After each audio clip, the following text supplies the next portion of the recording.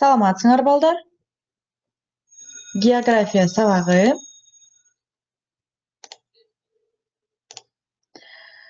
Бүгүн сиздер менен сабакта Европа темасы боюнча жалпылоо сабагы. Демек, үй тапшырма баардык өткөн материалдарды кайталап тестке даярданыңыз. Сабактын максаты Европа темасынын материалдарын жалпылоо жана кайталоо. Кыска сапаттамасы боюнча өлкөнү аныктаңыз. Федеративдик мамлекет 20-кылымда 2 өлкөгө бөлүнүп, 20-кылымдын аягында кайра бириккен. Өлкөнү канцлер башкарат. Кайсы мамлекет балдар?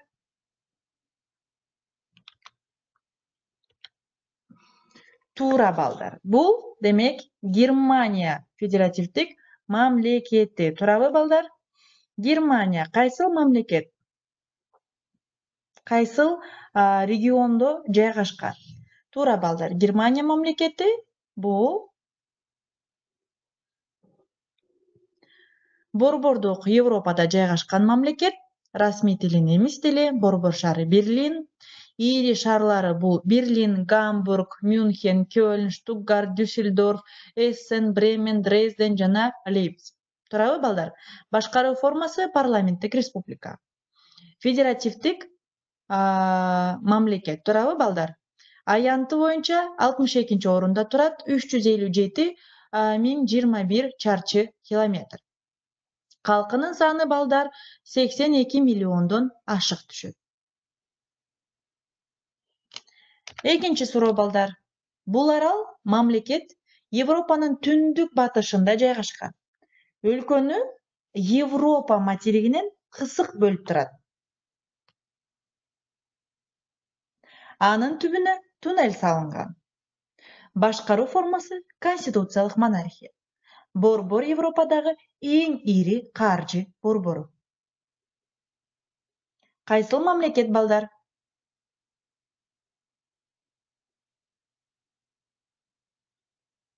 Туура, Улуу Британия.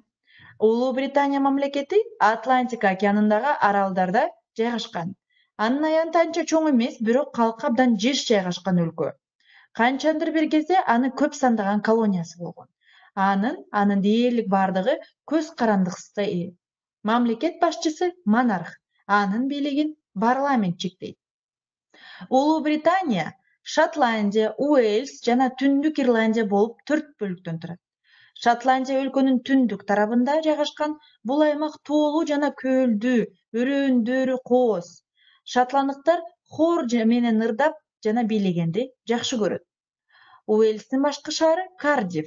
Улуу Британиянын эң чоң жана калк жыш жайгашкан бөлүгү Англия. Англиянын Бирмингем, Манчестер, Ливерпуль деген эски шаарларында ири өнөр жай ишканалары жайгашкан. Күзүндө жана кышында туман басып турат.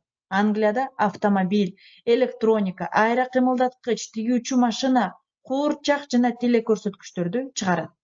Англиянын түштүгүндө Улуу Британиянын борбору Лондон жайгашкан. Эстедик, балдар? Келгиле, кийинкиси.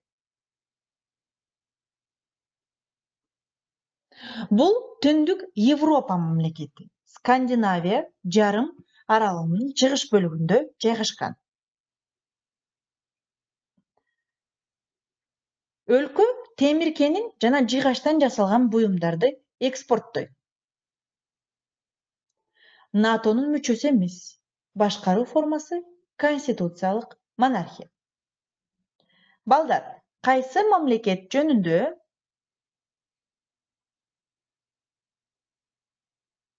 сөз болуп жатат?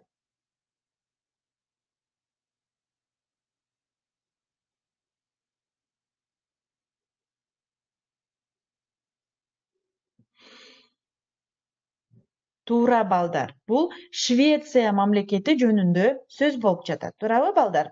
Швеция мамлекети демек Түндүк Европа, Скандинавия жарым аралында жайгашкан. Туурабы балдар? Бунун борбор шаары Стокгольм. 1523 жылы 6-июнда бул демек көз карандысыздыгын алган. Официалдуу тили бул швед тили болуп саналат.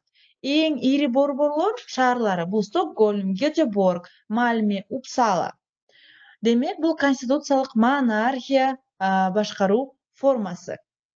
Территориясы балдар 447.435 чарчы километр түзөт.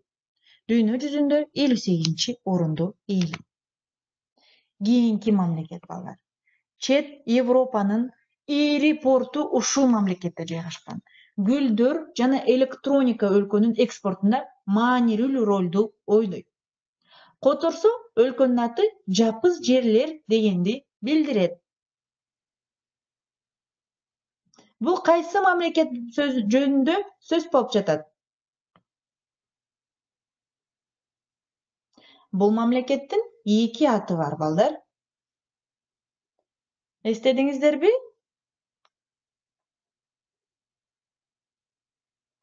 Туура балдар. Бул болсо Нидерланд королдугу же болбосо расмий түрдө эмес Голландия деп аталышы, туурабы? Батыш Европадагы өлкө. Чыгышынан Германия, түштүгүнөн Бельгия менен чектешип, түндүгүнөн жана батышынан түндүк деңиз чугайт. Кариб деңизиндеги Бонайры, Синт-Эстатиус, Саба жана башка аралдардагы ээликтери менен бирге Нидерланд королдугун түзөт. Анын аянты балдар 41.526 чарчы километр. Борбору Амстердам. Кийинки мамлекет. Өлкө жарым аралда жайгашкан конституциялык мамлекет.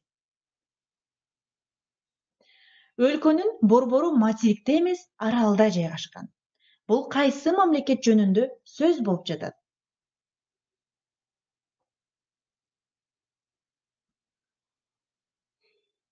Туура балдар. Бул Дания королдугу. Түндүк Европадагы мамлекет. Ютландия жарым аралында архипелагында ири алдары Зеландия, Фюн, Лоланд, Фальстер, Лангеланд, Мөн, ошондой эле Борнхольм аралында. Түндүк Фриз аралынын түндүк бөлүгүндө жайгашкан. Дания курамында Фарер аралдары, Гренландия да кирет. Батышынан Түндүк деңиз, түштүк чыгышынан Балтика деңизи менен чулганат. Түндүгүнөн Скагеррак кысыгы аркылуу Норвегиядан, түндүк чыгышынан Каттегат жана Эресун кызыктары аркылуу Швециядан бөлүнөт. Түштүгүндө Германия менен чектешет. Аянты 43,1 чарчы километр балдар. Демек, бунун борбор шаары Копенгаген. Азаматтар балдар. Кийинки. Өлкө Европанын батышында жайгашкан. Борбордук позицияга ээ. Бардык жолдор борборго алып барат. Бул өлкөнүн аймагында Эльзас жана Лотарингиядагы эски өнөр жай аймагы жайгашкан. Өлкөнүн электр энергиясынын олуттуу бөлүгү атомдук электр станцияларында өндүрүлөт. Бул кайсы мамлекет жөнүндө сөз болуп жатат балдар?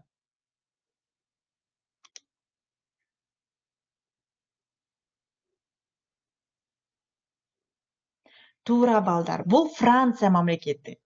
Франция батыш Европадагы чоң мамлекет.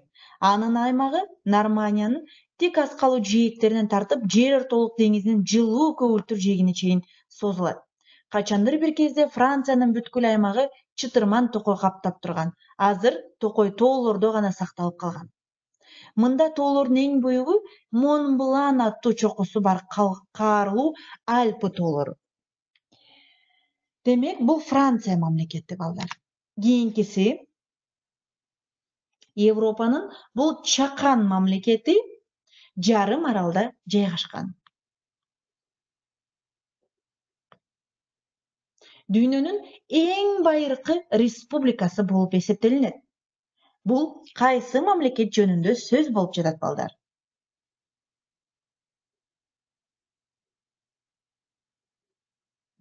Туура, Сан-Марино республикасы.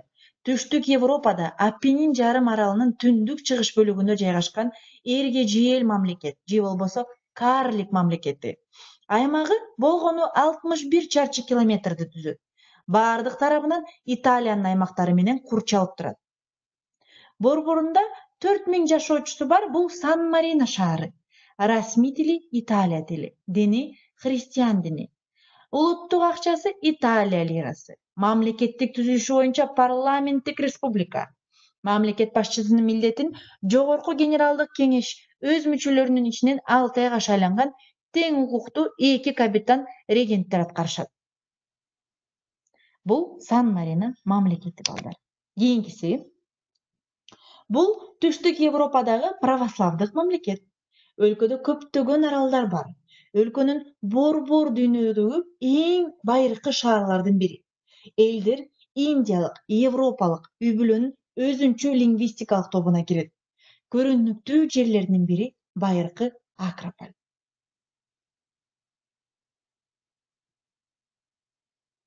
Кайсы мамлекет жөнүндө сөз болуп жатат балдар?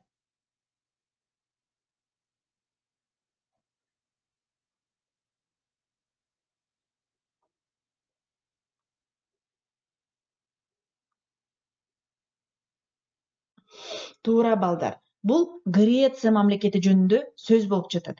Грек республикасы Европанын түштүгүндө Балкан жарым аралында орун алган. Түндүгүнөн Албания, түндүк Македония жана Болгария менен чектешет. Түштүк чыгышынан Туркия, чыгышынан Эгей деңизи менен, батышынан Иония деңизи менен, түштүгүнөн Жер ортолук деңизи менен курчалып турат. Аянты балдар 131.957 чарчы километр түзөт. Бул унитардык парламенттик республика. Борбор шаары Афина шаары. Азаматтар балдар. Кийинки суроо балдар. Бул арал мамлекет.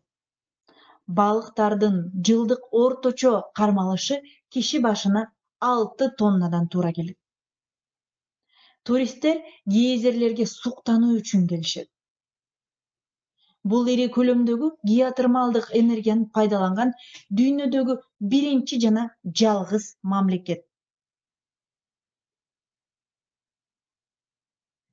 Кайсы мамлекет жөнүндө сөз болуп жатат?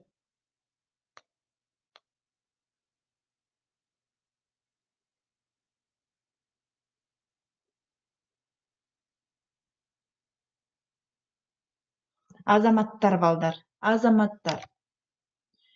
Кийинки чоң жетинин курамына кирген түштүк Европадагы бул өлкө Жер ортолук деңизиндеги 2 ири аралга ээлик кылат. Башкаруунун формасы республика. Өлкөнүн түндүгүндө жогорку өнүккөн аймак, түштүгүндө айыл чарба аймагы жайгашкан. Бул кайсы мамлекет жөнүндө сөз болуп жатат?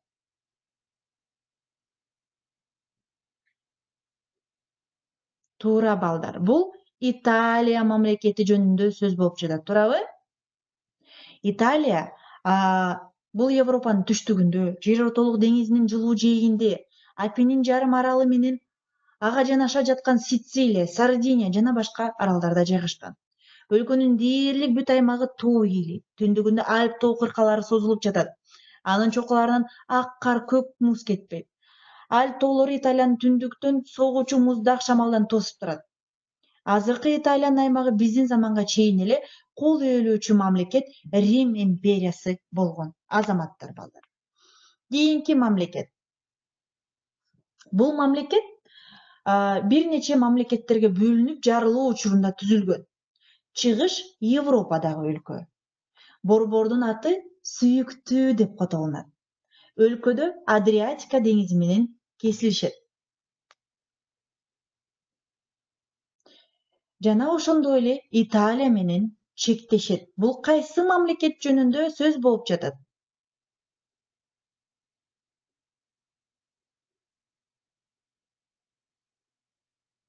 Туура балдар. Бул Словения мамлекети жөнүндө сөз болуп жатат. Борбору Любляна. Европадагы мамлекет борбору Любляна шаары балдар. Азаматтар. Бул микро мамлекет, карлик мамлекет. Башкаруу формасы теократиялык монархия. Өлкө маркалар сатуудан, туристтерди кабыл алуудан киреше алат. Өлкө башка мамлекеттин борборунун ичинде жайгашкан. Бул кайсы мамлекет жөнүндө сөз болуп жатат балдар?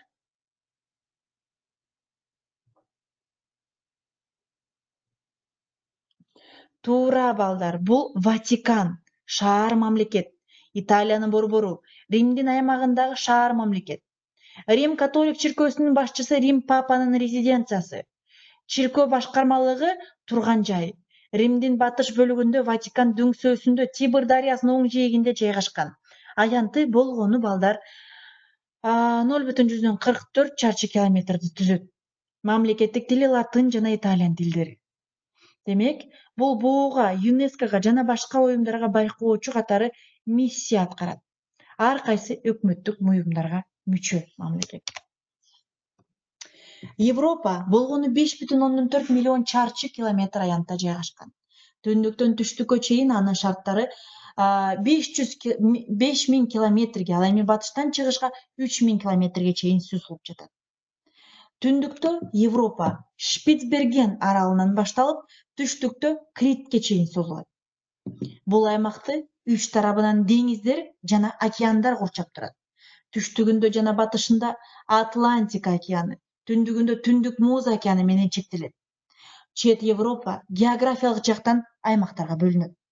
Бул Батыш Европа: Австрия, Бельгия, Улуу Британия, Германия, Ирландия, Лихтенштейн, Люксембург, Монако, Нидерланд, Португалия, Франция, Швейцария мамлекеттери кирет. Түндүк Европага Дания, Исландия, Латвия, Литва, Норвегия, Финляндия, Швеция, Эстония мамлекеттери кирет.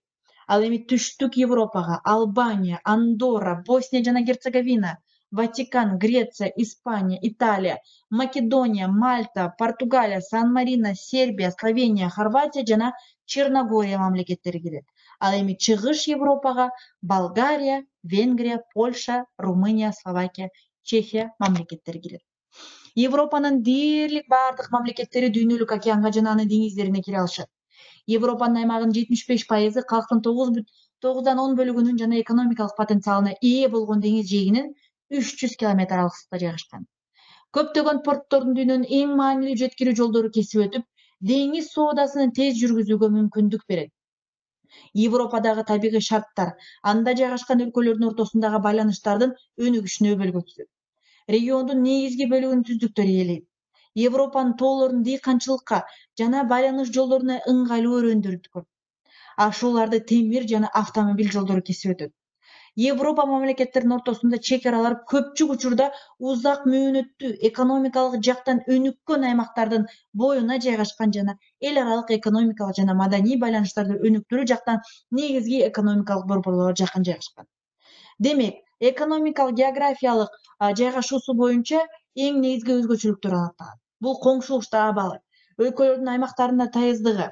Мисалы, Чехияда мамлекеттик чек арадан 105 километр, Болгария 120 километр, Румыния 170 километр, Польша 230 километр алыстыкта жайгашкан калктуу конуш жок. Деңиз жээгинде жайгашкан жер көпчүлүк өлкөлөрдө эң көп жүргөн деңиз жолдоруна жакын жайгашкан. Туризм боюнча алдыңкы орунда турган өлкө бул Франция. Ага жыл сайын 50 миллиондон ашык адам барат. Демек, ар бир французга бул жол менен бир турист туура келет. Эң популярдуу туристтик өлкөлөрдүн катарында Испания, Италия, Швейцария, Австрия, Улуу Британия, Чехия, Венгрия, Португалия, Греция кирет. Деңиз жээгинде туризмдин негизги аймагы Жер өлкөлүк деңизи. Ага жыл сайын 100-150 миллион адам барат. Ошондой эле Лигурия деңиз жээгини популярдуу. Альпы тоолору дагы популярдуу туризм аймагы. Тоолордун ылдый куруу негизинен дарылануу жана жөө басуу үчүн, ортоңку лыжа тебүү үчүн, ал эми жогоркусу бул альпинизм үчүн колдонулат. Туристтерде Европанын эски таштары, анын шаарларынын кооз жерлери да өзүнө тартып турат. Ошондой эле туристтер Франция, Чехия, Лондон, Амстердам, Дрезден, Прага, Будапешт, Венеция сыяктуу шаарларга барууну абдан жакшы көрүшөт. Ушуну менен балдар сабак аягына келди. Бардык өткөн материалдарды кайталап, тестке даярданыңыз. Балдар, бүгүнкү сабакта сиздер менен Европаны жыйынтыктадык. Аны демек бардык жагын өтүп суроолорго жооп бердик. Активдүү катышкандыгыңыздар үчүн чоң рахмат. Көңүл бурганыңыз үчүн чоң рахмат. Кийинки сабакта көрүшкөнчө сак саламатта калыңыздар.